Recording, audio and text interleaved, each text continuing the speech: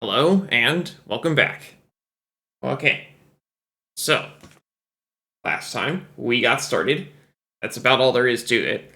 Um, I got off the Great Plateau, and I headed east, and I found out that I actually do need to speak with Impa before I can get the camera. So I'm back at the Dueling Peaks stable.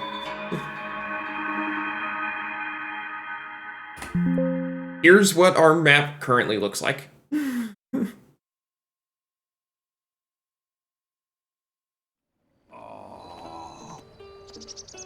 It's connected now, so I can zoom it in. Right up here, we don't really have a whole lot, but I noticed that there's a side quest. Hey! They're wild, so till you come them, it's gonna be one crazy ride, but there's no feeling quite like taming a wild stallion. Trust me, I took second place in the Hyrule horse taming competition.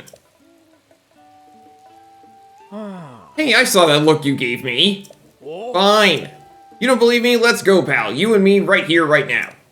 You want to challenge the second place Hyrule horse taming competition winner to a tame-off? You got it, mister. Okay.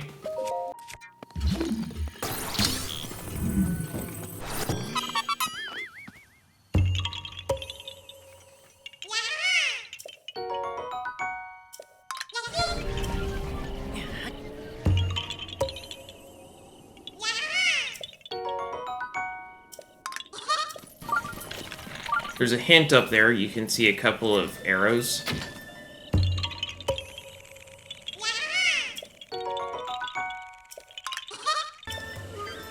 For generations, the Sheikah have lived in Kakariko village. The town has been their refuge ever since they were banished from Hyrule. Their advanced technology was viewed as a threat. The village itself is nestled in the mountains as an intentional hiding place. I imagine it feels as a haven to them. The people of Kakariko village cherish plum trees as a symbol of Sheikah history. Rejoicing that a dear friend had been blessed with a baby, Impa planted one such tree and ended up covered in mud in the process. It was her wish that her friend's child would end up healthy and happy. This frog statue is the guardian of travelers, though I don't believe anyone knows why it's a frog specifically. It is fascinating that a group as technologically advanced as the Sheikah would still believe in such symbols of good fortune. Maybe it somehow relates to when the Sheikah splintered after a disagreement regarding the royal family. A symbol of hope to one day reunite, perhaps? Impa will be the next elder. I am thrilled to see her take up the mantle. At present, she is the royal advisor, however, and is responsible for the internal investigation of the divine beasts. As such, she implored the current elder to wait until her work with the investigation is complete, after which she will officially step into her new role. Okay.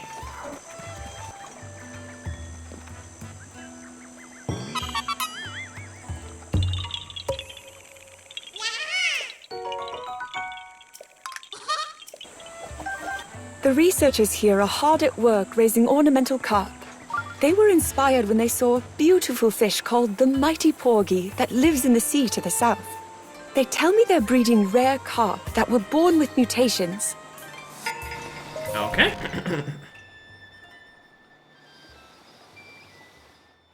So, you're finally awake. It has been quite a long time, Link. Okay, I I'm really need to much just turn up the older volume on this game. now, but you remember me, don't you?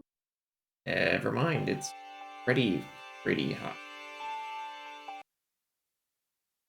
Strap in.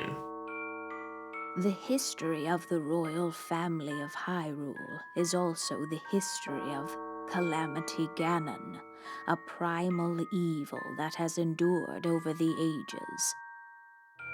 This evil has been turned back time and time again by a warrior wielding the soul of a hero and a princess who carries the blood of the goddess.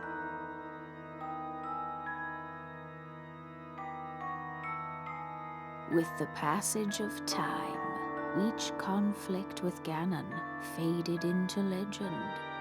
So listen closely as I tell you of this legend that occurred 10,000 years ago.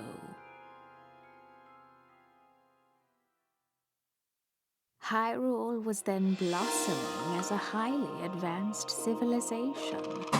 Even the most powerful monsters posed little threat to the denizens of the realm. The people thought it wise to utilize their technological prowess to ensure the safety of the land should Calamity Ganon ever return.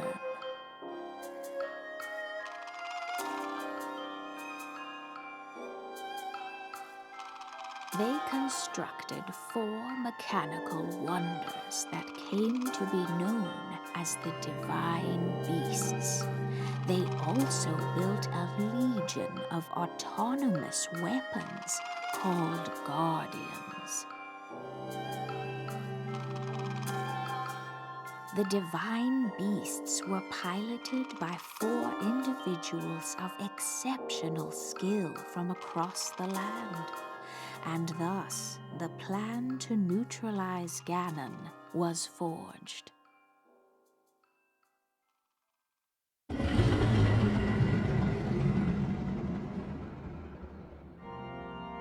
Upon Ganon's inevitable return to Hyrule, the princess and the hero fought alongside these 4 champions against this ancient evil. The Guardians were tasked with protecting the hero as the Divine Beasts unleashed a furious attack upon their terrible foe.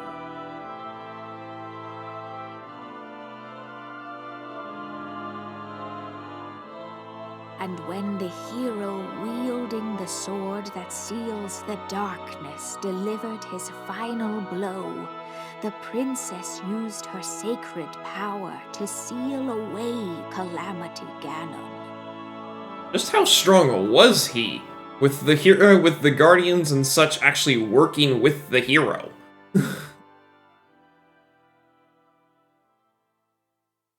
It must have been nuts how much they had to fight against there.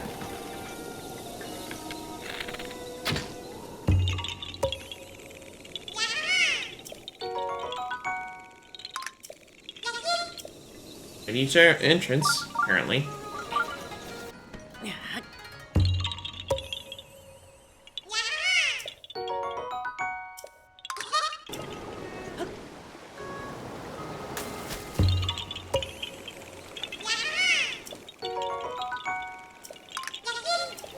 Kotera is worshipped as the goddess of the land, and the villagers' offerings to her tend to be vegetables rather than rupees.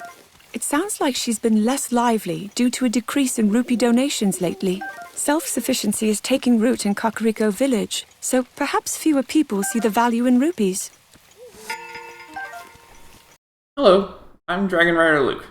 I'm a Christian streamer, and I'm always up for a friendly chat about my faith. I also think that it's important that people read or hear the Word of God frequently, so the next 5 minutes or so will be a chapter from the Bible. 1 Samuel 13. Saul was 30 years old when he became king, and he reigned over Israel 42 years. Saul chose 3,000 men from Israel, 2,000 were with him at Michmash and in the hill country of Bethel, and 1,000 were with Jonathan at Gibeah and Benjamin. The rest of the men he sent back to their homes. Jonathan attacked the Philistine outpost at Geba, and the Philistines heard about it.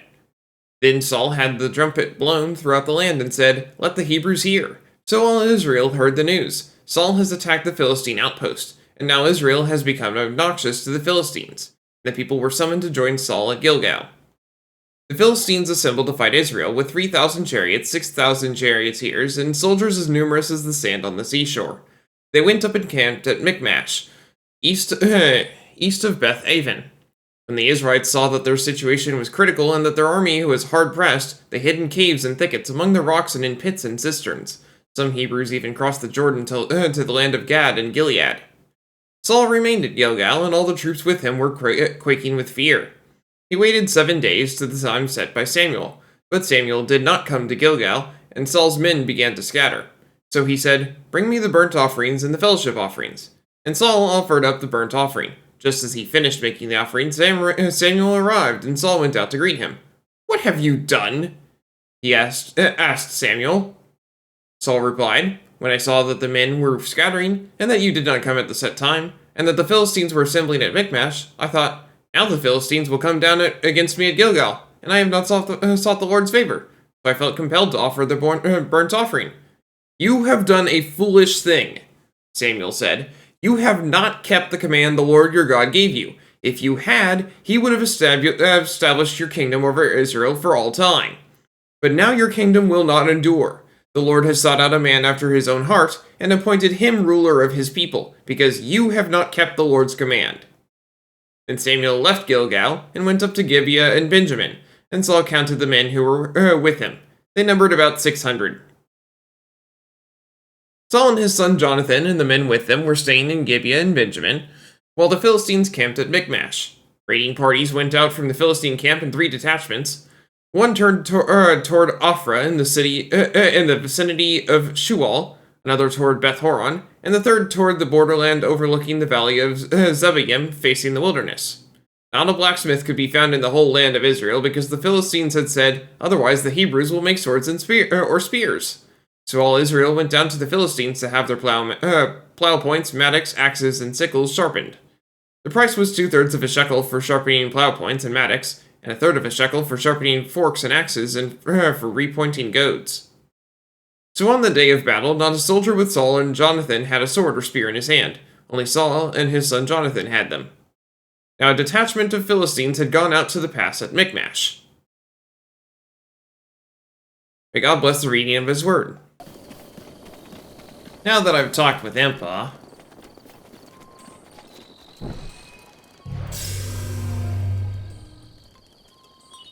Atano Ancient Tech Lab is now set as a travel gate.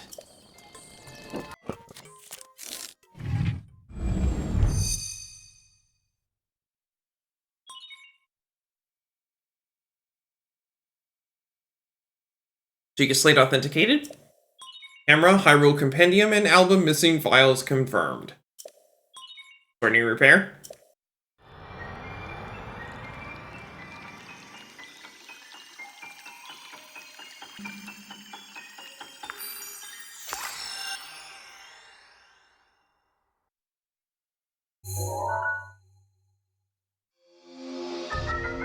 Camera! Instantly render a visible image into a picture. Pictures created are saved in the album. It has a useful feature that connects to the Hyrule Compendium and automatically registers pictures of new entries. A rune has been added.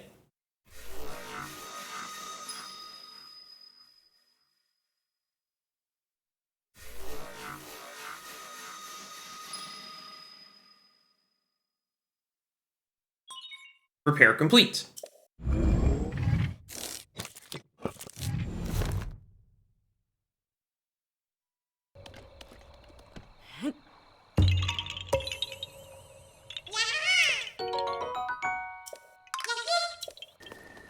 Yeah, my chief concern right now is getting all of the Divine Beasts done. I'm going to do the... I'm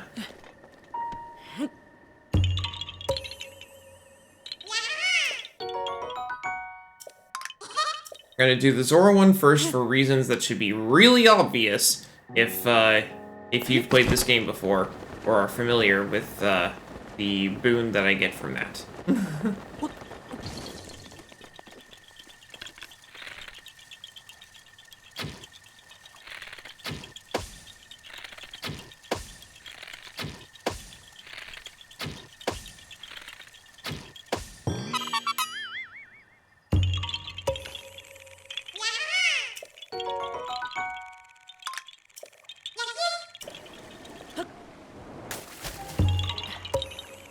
And there's a Korok.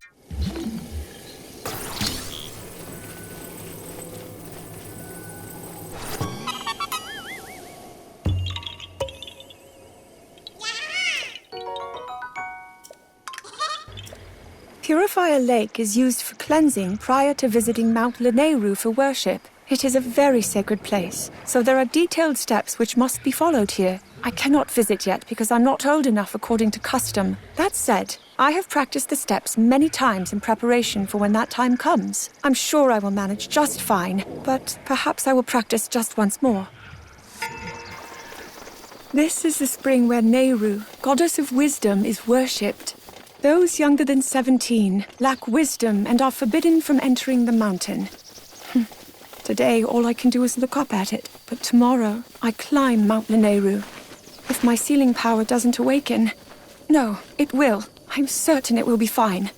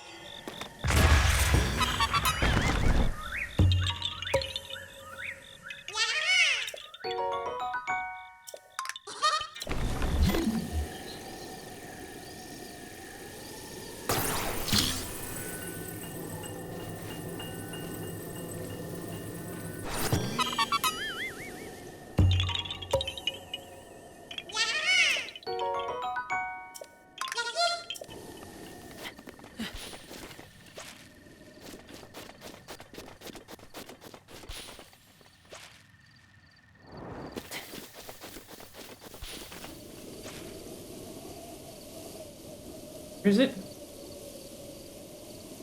Heard it. See it though.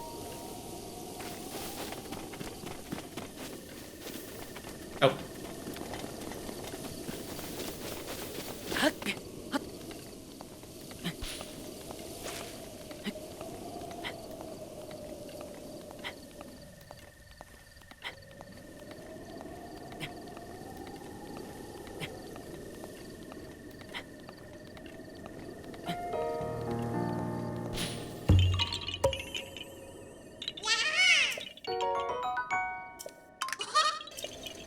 Oh boy, more acorns to shoot at.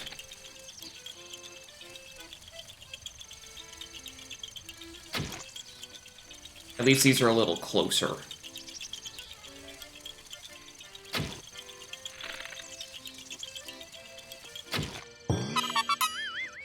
Oh, that was so much easier.